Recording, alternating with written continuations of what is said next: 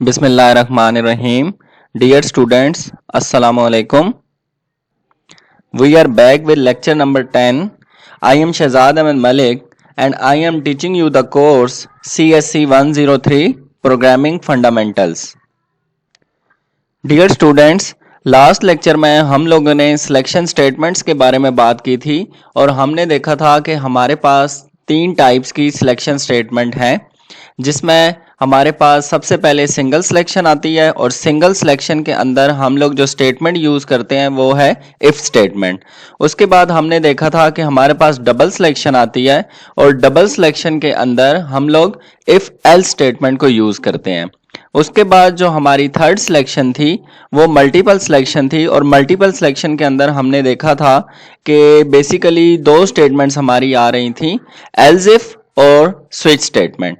तो आज हम इन्हीं स्टेटमेंट्स को कंटिन्यू करेंगे और इनको प्रोग्राम के थ्रू हम लोग देखेंगे कि ये स्टेटमेंट्स हम प्रोग्राम के अंदर किस तरह अप्लाई करते हैं और इनका क्या फंक्शन होता है और इसकी इम्प्लीमेंटेशन देखेंगे। जी स्टूडेंट, तो अब हम लोग प्रॉब्लम स्टेटमेंट को देखते हैं और हम देखते हैं कि इस प्रॉब्लम स्टेटमेंट के अंदर हमने कौन सी जो सिलेक्शन है वो अप्लाई करनी है। तो सबसे पहले स्टेटमेंट देखें, write a program to check whether a triangle is valid और not when the three angles of the triangle are entered by the user. A triangle is valid if the sum of all the three angles is equal to 180 degree. जी students, तो सबसे पहले आप इस problem statement को देखें और इसमें सबसे पहले आप प्रॉब्लम को अंडरस्टैंड करें। तो हमने बेसिकली इस प्रोग्राम के अंदर करना क्या है, हमने ये चेक करना है कि जो भी ट्रायंगल है वो वैलिड है या नहीं है। अब ये चीज़ चेक करने के लिए हमने सबसे पहले क्या करना है कि ट्रायंगल की बेसिकली जो तीन एंगल्स हैं वो कौन इंटर करेगा, यूज़र करेगा, ठीक है। यानी उनकी वैल्यूज़ रन टाइम पे देगा यूज़र। और आपको पता है कि रन टाइम पे जो हम वैल्यूज़ देते हैं वो हम यूजिंग सीन फंक्शंस के थ्रू देखते हैं। और अब हमने ये चेक करना है कि हमारा जो ट्रायंगल है वो वैलिड है या नहीं। तो ये बेसिकली किस बेस पे होगा, अब इसमें हम लोग क्या करेंगे कि जब हम तीन एंगल्स देंगे, ठीक है, जो भी हम वैल्यूज़ देंगे उसके इक्विवेलेंट वो चेक करेगा कि अगर इन तीनों एंगल्स का जो सम है वो 180 डिग्री के इक्वल है तो वो ट्रायंगल वैलिड होगा, और अगर जो सम है वो 180 डिग्री से कम या ज़्यादा होगा तो वो ट्रायंगल वैलिड नहीं होगा। जी स्टूडेंट्स, तो अब हम लोग प्रोग्राम राइट करते हैं। तो सबसे पहले देखें हम लोगों ने क्या किया है, हम यहाँ पे तीन वेरिएबल्स ले रहे हैं और उन वेरिएबल्स का नेम जो है वो क्या सेट कर दिया है, एंगल 1, एंगल 2 और एंगल 3 के नेम से, ठीक है। आप लोग यहाँ पे कोई भी वेरिएबल नेम रख सकते हैं, मैंने यहाँ पे एंगल के नेम से रखा है। उसके बाद आप लोग देखें यहाँ पे मैंने सिंपल सी आउट स्ट्रिंग प्रिंट करवा रहा हूँ और उसमें मैं क्या लिख रहा हूँ, enter the three angles of triangle, ठीक है। और उसके बाद क्या है, आपका सीन फंक्शन यूज हो रहा है। सीन फंक्शन में मैं क्या कर रहा हूँ, जो भी एंगल्स हैं वो रन टाइम के ऊपर ले रहा हूँ और मैं तीनों एंगल्स जो हैं एक स्टेटमेंट के अंदर ही राइट कर रहा हूँ। तो आप देखें यहाँ पे मैंने एंगल 1 लिखा है, उसके बाद यहाँ पे एक्सट्रैक्शन ऑपरेटर लिया है, उसके बाद एंगल 2, फिर एक्सट्रैक्शन ऑपरेटर और एंगल 3, ठीक है। कुछ स्टूडेंट्स मिस्टेक ये कर देते हैं कि रन टाइम पे जब एक से ज़्यादा वो इनपुट लेते हैं तो वो यहाँ पे कॉमा जो है वो यूज़ कर लेते हैं। तो बेसिकली आप ये मेक श्योर कर लें कि यहाँ पे आपने कॉमा यूज़ नहीं करना। हम वेरिएबल्स में तो यूज़ कर सकते हैं डिक्लेरेशन के अंदर, ठीक है, लेकिन आप लोग जब सीन फंक्शन यूज़ करेंगे तो उसके अंदर ऑपरेटर के थ्रू, जो आपका एक्सट्रैक्शन ऑपरेटर है उसके थ्रू हम इसे करेंगे। तो अब हमने यहाँ पे एक स्टेटमेंट के अंदर ही क्या किया है, तीनों एंगल्स गेट कर रहे हैं। उसके बाद देखें यहाँ पे जो हमने स्टेटमेंट लिया है वो है इफ स्टेटमेंट, ठीक है। इस प्रोग्राम के अंदर हम लोग डबल सिलेक्शन यूज कर रहे हैं और डबल सिलेक्शन के अंदर हम लोग इफ एल्स स्टेटमेंट यूज करते हैं। देखें यहाँ पे इफ स्टेटमेंट और यहाँ पे एल्स। तो इफ का जो सिंटेक्स है आपको पता है कि इफ कीवर्ड यूज करना है, उसके बाद पैरेंथेसिस में कंडीशन देनी है। तो कंडीशन हमने क्या दी है कि angle 1 plus angle 2 plus angle 3, क्योंकि हमने स्टेटमेंट में पढ़ा है कि सम ऑफ एंगल्स जो है 3 साइड्स का वो कितना होना चाहिए, 180 डिग्री के इक्वल। तो यहाँ पे हमने इक्वल टू ऑपरेटर यूज किया और यहाँ पे 180 दे दिया, ठीक है। और उसके बाद सिंपल हमने क्या किया है, सी आउट फंक्शन के थ्रू मैसेज प्रिंट करवा दिया, ट्रायंगल इज वैलिड। अगर ये स्टेटमेंट ट्रू हो जाती है तो आपका मैसेज ये प्रिंट हो जाएगा, ट्रायंगल इज वैलिड। अगर ये कंडीशन सेटिस्फाई नहीं होती तो फिर हम किस स्टेटमेंट पे जाएंगे, एल्स स्टेटमेंट पे। और आपको याद है कि एल्स इफ एल्स का जब हमने सिंटेक्स देखा था तो एल्स के साथ हम कोई कंडीशन नहीं देते, एल्स के साथ जस्ट हम लोग मैसेज या कोई स्ट्रिंग प्रिंट करवा रहे होते हैं। तो यहां पे मैंने क्या कह दिया, see out triangle is not valid. ठीक है, कंडीशन सेटिस्फाई होगी तो ये एग्जीक्यूट हो जाएगा इफ स्टेटमेंट, और अगर कंडीशन सेटिस्फाई नहीं हो रही तो एल्स स्टेटमेंट में आ जाएगा, और एल्स स्टेटमेंट में जो आप स्ट्रिंग देंगे, जो मैसेज देंगे वो प्रिंट हो जाएगा। जी स्टूडेंट्स, तो जब इस प्रोग्राम को हमने कंपाइल करके रन किया तो सबसे पहले देखें आपके पास मैसेज आया, enter the 3 angles of triangle. ठीक है, और सीन फंक्शन के थ्रू हम एक ही स्टेटमेंट में क्या कर रहे थे, तीनों एंगल्स गेट कर रहे थे। तो सबसे पहले देखें एंगल 1 का जो हमने वैल्यू दी है वो है 60, एंगल 2 की 70 और एंगल 3 की 80। तो देखें यहाँ पे जो हमारा मैसेज प्रिंट हुआ है वो है ट्रायंगल इज नॉट वैलिड, क्योंकि इन तीनों का सम 180 डिग्री के इक्वल नहीं है। तो ये एल्स स्टेटमेंट को इसने एग्जीक्यूट करवा दिया, और एल्स में हमने क्या प्रिंट करवाया था, ट्रायंगल इज नॉट वैलिड। जी स्टूडेंट, तो अब हम एक और टास्क देखते हैं और इसकी स्टेटमेंट हम लोग देखते हैं। इसमें देखें बताया गया है, any integer is input by the user, write a C plus plus program to find out whether it is an odd number और इवन नंबर। ठीक है, इसमें यह बताया जा रहा है कि कोई भी इंटीजर वैल्यू है वो यूजर एंटर करेगा, और जैसे ही वो वैल्यू एंटर होगी तो वो चेक करके बताए कि ये आपका जो नंबर है वो इवन है या ऑड है। ठीक है, अब बेसिकली आपने इस प्रोग्राम के अंदर क्या करना है, आपने जस्ट कंडीशन सेटिस्फाई करवानी है अकॉर्डिंग टू इवन और ऑड नंबर। तो स्टूडेंट्स, अगर हम लोग स्टेटमेंट की बात करें तो उससे हमें इजीली आइडेंटिफाई हो रहा है कि इसमें भी हम लोग डबल सिलेक्शन यूज करेंगे, मींस इफ एल्स स्टेटमेंट के थ्रू हम इस प्रॉब्लम को सॉल्व करेंगे। जी स्टूडेंट, तो सबसे पहले देखें यहाँ पे हमने एक वेरिएबल डिक्लेयर करवा दिया है ए के नेम से। ठीक है, आप यहाँ पे कोई भी वेरिएबल नेम दे सकते हैं, डिक्लेयर करवा सकते हैं। ठीक है, और उसके बाद हमने यहाँ पे सी आउट फंक्शन के थ्रू मैसेज स्ट्रिंग ले लिया है, ये same as it is print होगा। उसके बाद देखें यहाँ पे हमने सीन फंक्शन लिया है कि जो भी आप वेरिएबल ले रहे हैं उसकी वैल्यू यूजर देगा। ठीक है, अब यहाँ पे देखें हमने इफ कंडीशन लगाई है, हमने कहा है if a mod 2 equals to 0। अब यहाँ पे क्वेश्चन ये राइज होता है कि यहाँ पे मॉडुलस ऑपरेटर क्यों लिया है, क्योंकि मॉडुलस ऑपरेटर के थ्रू हम लोग रिमाइंडर चेक कर रहे होते हैं। तो जब भी आपने इवन ऑड फंक्शन यूज करना है तो हम लोग ये कंडीशन लगाएंगे प्रोग्राम के अंदर। ठीक है, अब कोई भी नंबर जब 2 से डिवाइड होगा, अगर उसका मॉडुलस मींस रिमाइंडर अगर 0 आ जाता है तो वो नंबर आपका क्या होगा, इवन नंबर। ठीक है, और उसका रिमाइंडर अगर 0 नहीं आता, 1 2 कुछ भी वैल्यू आ जाती है तो वो आपका क्या होगा, ऑड नंबर। ठीक है, तो यहाँ पे देखें अगर इफ की कंडीशन सेटिस्फाई हो जाती है तो मैसेज प्रिंट हो जाएगा नंबर इज इवन, वरना क्या होगा, एल स्टेटमेंट पे चला जाएगा अगर कंडीशन सेटिस्फाई नहीं होती, और वहां पे क्या प्रिंट करवा देगा, नंबर इज ऑड। जी स्टूडेंट, तो अब हम लोग एक और टास्क परफॉर्म करने जा रहे हैं। तो सबसे पहले हम लोग प्रॉब्लम स्टेटमेंट को देख लेते हैं। इसके अंदर क्या बताया जा रहा है कि कोई भी ईयर जो है वो यूजर इनपुट करेगा, और जो वैल्यू वो इनपुट करेगा वो चेक करके बताए कि वो ईयर लीप ईयर है या नहीं। तो एक चीज मैं आपको यहाँ पे बताता जाऊं, लीप ईयर का मतलब ये है कि वो साल लीप ईयर होगा जो 4 पे डिवाइड हो जाएगा। ठीक है, यानी मैं कोई भी वैल्यू देता हूँ, लाइक 2020 देता हूँ, अगर ये 4 पे डिवाइड हो जाता है तो ये आपका लीप ईयर है। अगर मैं कोई और वैल्यू देता हूँ लाइक 1998, ठीक है, और अगर ये 4 पे डिवाइड नहीं होता तो ये आपका लीप ईयर नहीं है। जी, तो सबसे पहले आप लोगों ने क्या करना है, यहाँ पे एक वेरिएबल डिक्लेयर करना है। तो यहाँ पे देखें, यहाँ पे जो मैंने वेरिएबल नेम डिक्लेयर किया है वो ईयर के नेम से किया है। ठीक है, और यहाँ पे सीन फंक्शन के थ्रू मतलब हम लोग जो भी ईयर देंगे वो रन टाइम पे देंगे, यूजर उसकी वैल्यू खुद दे रहा है।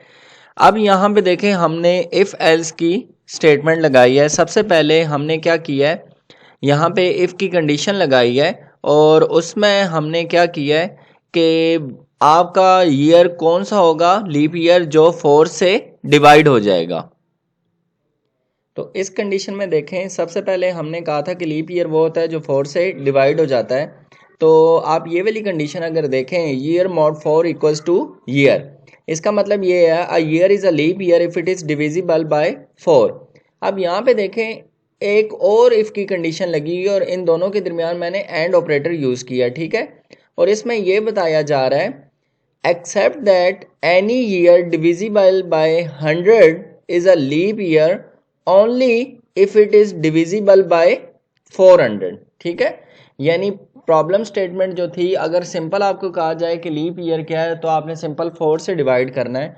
लेकिन अगर मैं स्टेटमेंट के अंदर थोड़ी सी अमेंडमेंट कर दूं, like a year is a leap year if it is divisible by 4 except that any year divisible by 100 is a leap year only if it is divisible by 400।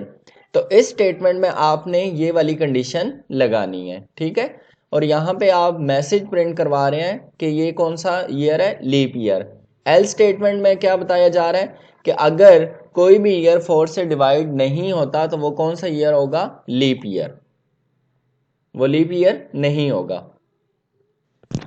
Ji dear students, तो अब हम लोग nested if else statement को देखेंगे। Nested if else statement का क्या मतलब है कि हम लोग इफ एल्स के अंदर इफ एल्स और यूज करेंगे, ठीक है। यानी मल्टीपल टाइम्स हम इफ एल्स स्टेटमेंट को यूज कर सकते हैं, तो उसको हम लोग क्या बोलेंगे, नेस्टेड इफ एल्स स्टेटमेंट, ठीक है। तो सबसे पहले आप देखें, in nested if else one if else statement contains another if else statement, ठीक है। तो इसका मतलब ये है कि ये आपकी नेस्टेड इफ एल्स स्टेटमेंट है। तो सबसे पहले नेस्टेड इफ एल्स स्टेटमेंट का स्टूडेंट्स आप लोगों को सिंटेक्स पता होना चाहिए, ठीक है। तो सिंटेक्स में देखें, सबसे पहले हमारी इफ और उसके बाद उसकी कंडीशन आ जाएगी और इफ का स्कोप आ जाएगा। अब हम देखें यहाँ पे दोबारा इफ स्टेटमेंट ले रहे हैं, ठीक है। यहाँ पे हमने स्कोप को क्लोज नहीं किया और यहाँ पे दोबारा इफ स्टेटमेंट ले लिया और उसके अंदर हमने कंडीशन लगाई और उसके बाद इफ का स्कोप स्टार्ट हुआ और यहाँ पे हमने इफ की जो भी स्टेटमेंट्स थी वो यहाँ पे लिख दी, ठीक है। और ये इफ का स्कोप क्लोज हो गया है। अब स्टूडेंट, ये जो इफ का स्कोप क्लोज हुआ है वो ये वाले इफ का स्कोप नहीं है, बल्कि जो आपका इनर इफ है उसका स्कोप है। क्लियर। उसके बाद देखें, यहाँ पे हमने एल स्टेटमेंट ले लिया और उसका स्कोप, उसके बाद यहाँ पे हमने स्कोप को क्लोज किया है और ये जो स्कोप क्लोज हुआ है ये आपका जो आउटर इफ था ये वाला, ये इसका स्कोप यहाँ पे क्लोज हुआ है। और ये जो एल्स है ये वाला आपका ये जो इफ स्टेटमेंट है इसका ये वाला एल्स है, ठीक है। कि अगर कंडीशन सेटिस्फाई नहीं होती तो फिर किस पे जाना है, एल्स पे। और एल्स का ये स्कोप है और इसके अंदर जो आप स्टेटमेंट लिखेंगे वो एग्जीक्यूट हो जाएगी अगर कंडीशन सेटिस्फाई नहीं हो रही।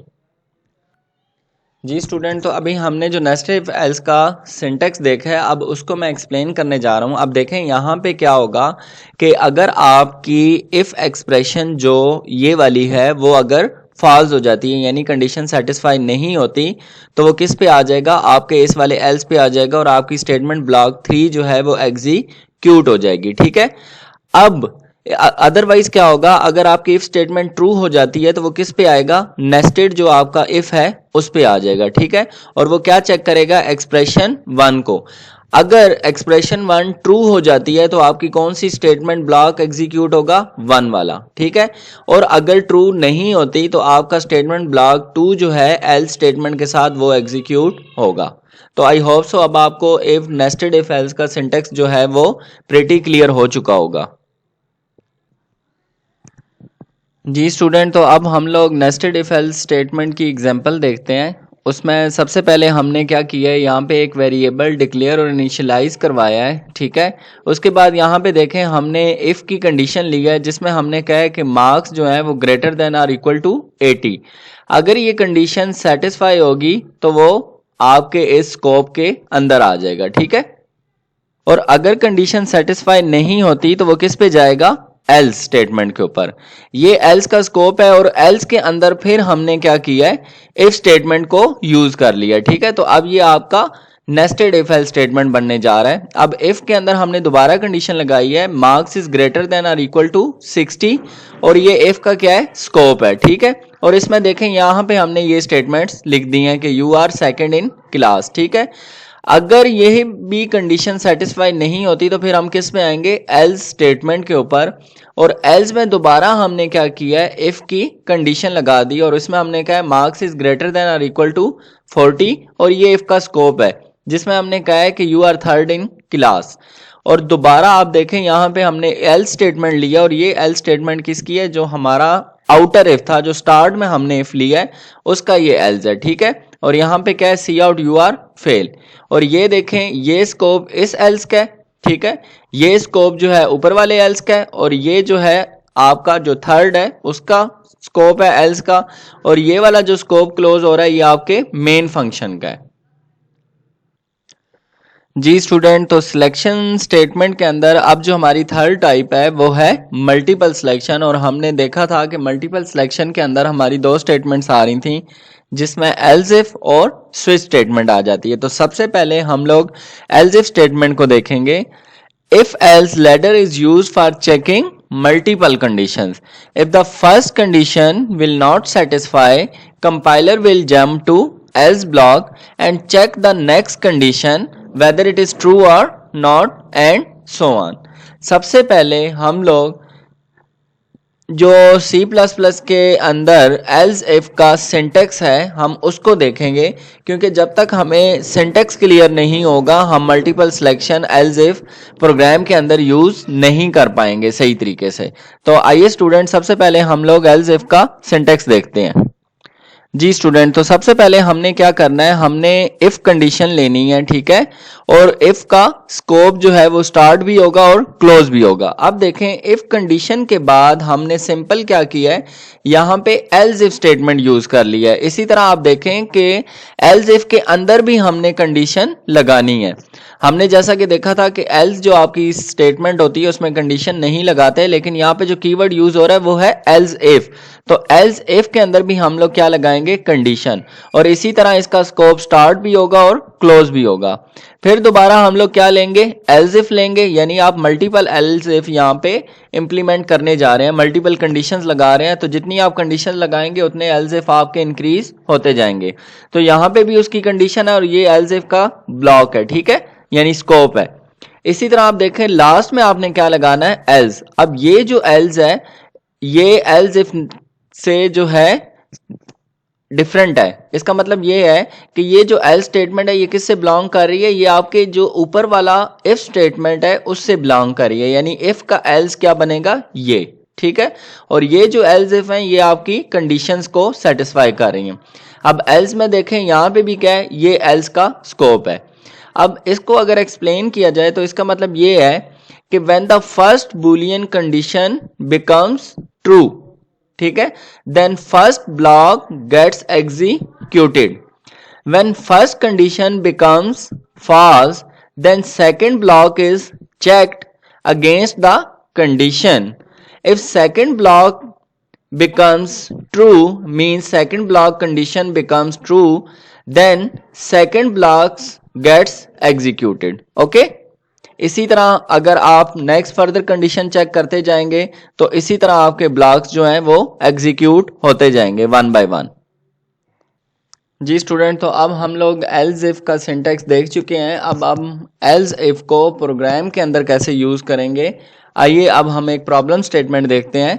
हमारी प्रॉब्लम स्टेटमेंट क्या है, write a program which prompt the user to enter a digit between 1 to 3 and display the digit enter by the user. तो डियर स्टूडेंट, सबसे पहले आपने क्या करना है, जो भी आपको प्रॉब्लम स्टेटमेंट दी जाए आपने प्रॉब्लम को अंडरस्टैंड करना है, ठीक है। यहाँ पे ये बताया जा रहा है कि यूजर जो है वो 1 से लेके 3 तक कोई भी डिजिट एंटर करेगा। सपोज यूजर ने अगर 1 डिजिट एंटर किया है तो आपका मैसेज जो है वो क्या डिस्प्ले होना चाहिए, 1 with spells, means 1 digit enter किया तो नीचे लिखा हुआ ONE 1, क्लियर। इसी तरह आप 2 एंटर प्रेस करें तो 2 के स्पेलिंग जो है वर्ड्स में आ जाने चाहिए, इसी तरह 3 के केस में। और अगर यूजर 1 2 3 के अलावा कोई भी नंबर एंटर करता है तो आपका जो मैसेज है वो क्या है, रॉन्ग नंबर प्रिंट होना चाहिए, क्लियर। तो आए अब इस प्रोग्राम को हम एल्स इफ स्टेटमेंट के थ्रू सॉल्व करते हैं। जी स्टूडेंट्स, तो सबसे पहले देखें यहाँ पे हमने एक वेरिएबल डिक्लेयर करवाया है और उसका नाम हमने क्या रखा है यहाँ पे नंबर। ठीक है, यहाँ पे आप कोई भी नेम जो है अपनी मर्जी से डिक्लेयर करवा सकते हैं। उसके बाद देखें हमने यहाँ पे सी आउट फंक्शन यूज़ किया और सी आउट फंक्शन के अंदर हमने स्ट्रिंग प्रिंट करवा रहे हैं, please inter a number between 1 to 3। ठीक है, कि यहाँ पे आप कोई भी नंबर 1 से लेके 3 तक कोई भी नंबर आप यहाँ पे प्रेस करें या एंटर कर सकते हैं। यहाँ पे देखें जो हमने फंक्शन यूज़ किया है वो सीन फंक्शन यूज़ किया है। सीन फंक्शन का मतलब है कि यूज़र जो है वो रन टाइम पे नंबर एंटर करेगा।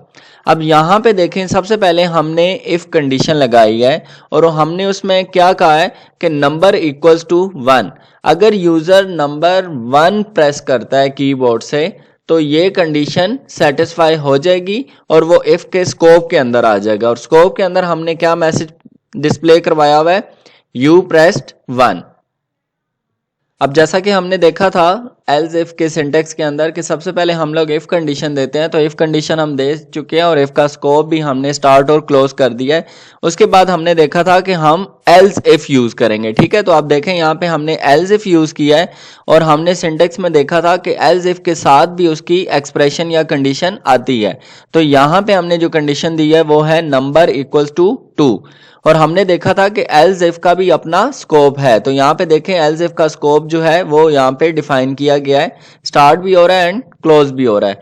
तो इस स्कोप के अंदर जो हमने मैसेज प्रिंट करवाया है वो ये है यू प्रेस 2। इसका मतलब क्या है कि यूजर ने अगर नंबर 2 डिजिट एंटर कर दिया है तो ये वाला मैसेज डिस्प्ले हो जाएगा आपकी आउटपुट स्क्रीन के ऊपर। इसके बाद आप देखें दोबारा हमने एल्स इफ स्टेटमेंट यूज की है और एल्स इफ में हमने कंडीशन जो लगाई है वो क्या है, नंबर इक्वल्स टू 3। ठीक है, इसका मतलब ये है कि अगर यूजर ने कीबोर्ड से 3 डिजिट प्रेस कर दिया तो ये वाली कंडीशन आपकी सेटिस्फाई हो जाएगी। तो जैसे ही कंडीशन ट्रू होगी वो एल्स इफ के स्कोप के अंदर आ जाएगा और स्कोप के अंदर हमने क्या मैसेज प्रिंट करवाया हुआ है, यू प्रेस 3। क्लियर। अगर ये कंडीशन सेटिस्फाई नहीं होती तो हम किस पे जाएंगे, एल्स। एल्स का क्या मतलब है कि अगर यूजर ने कोई भी डिजिट 1 2 3 नहीं दिया बल्कि क्या एंटर कर दिया, 0 एंटर कर दिया, 5 एंटर कर दिया, 100 एंटर कर दिया, 7 एंटर कर दिया है, कुछ भी एंटर कर दिया है, तो तब आपकी कौन सी स्टेटमेंट एग्जीक्यूट होगी, ये एल्स वाली। ठीक है, तो एल्स स्टेटमेंट के अंदर जो आपने मैसेज प्रिंट करवाया हुआ है सी आउट फंक्शन के थ्रू वो क्या लिखा हुआ है, रॉन्ग नंबर। ठीक है, तो आपकी आउटपुट डिस्प्ले के ऊपर क्या प्रिंट हो जाएगा, रॉन्ग नंबर। तो आई होप सो अब आपको जो एल्स इफ का सिंटेक्स है वो प्रोग्राम के थ्रू क्लियर हो गया होगा कि हमने एल्स इफ को किस तरह प्रोग्राम के अंदर यूज करना है। जी अब देखिए जब हमने इस प्रोग्राम को रन किया है तो सबसे पहले क्या आया, please inter number between 1 to 3। ये तो सेम एज इट लिखा हुआ है क्योंकि हमने सी आउट के अंदर ये स्ट्रिंग लिया था। तो यूजर ने क्या प्रेस किया, 3। ठीक है, तो देखें आउटपुट पे क्या आ रहा है, यू प्रेस 3। तो इसका मतलब ये है कि आपकी कौन सी कंडीशन सेटिस्फाई हुई है, थर्ड वाली। पहली आपकी इफ की थी, दूसरी एल्स इफ की थी जिसमें 2 डिजिट नंबर था और तीसरी एल्स इफ की थी जिसमें हम क्या प्रेस कर रहे थे, 3। तो ये आपकी थर्ड वाली कंडीशन सेटिस्फाई हुई है। उसके अगेंस्ट आपको आउटपुट पे क्या शो हुआ है, यू प्रेस्ड 3। जी स्टूडेंट्स, तो अब हम लोग एक और एग्जांपल डिस्कस करते हैं। सबसे पहले हम लोग प्रॉब्लम स्टेटमेंट को देखते हैं। जी तो प्रॉब्लम स्टेटमेंट ये है, the marks obtained by a student in 5 different subjects are input by the user. ठीक है, कि हमने स्टूडेंट के 5 डिफरेंट सब्जेक्ट्स लेने हैं और उनके मार्क्स जो हैं हम लोग एंटर करेंगे रन टाइम पे, यूज़र एंटर करेगा। ठीक है, the student gets or division as per the following rule. अब यहाँ पे ये बताया जा रहा है कि स्टूडेंट के जो 5 मार्क्स एंटर किए जाएंगे उसके बेस पे हम बताएंगे कि उसकी कौन सी डिवीजन है। लेकिन उस डिवीजन को चेक करने के लिए हमने नीचे रूल्स डिफाइन कर दिए, एक्सप्लेन कर दिए हैं। तो पहला रूल क्या है, percentage above or equal to 60। ठीक है, कि अगर स्टूडेंट की परसेंटेज जो है वो 60 या 60 से अबव है तो क्या मैसेज प्रिंट होना चाहिए, फर्स्ट डिवीजन।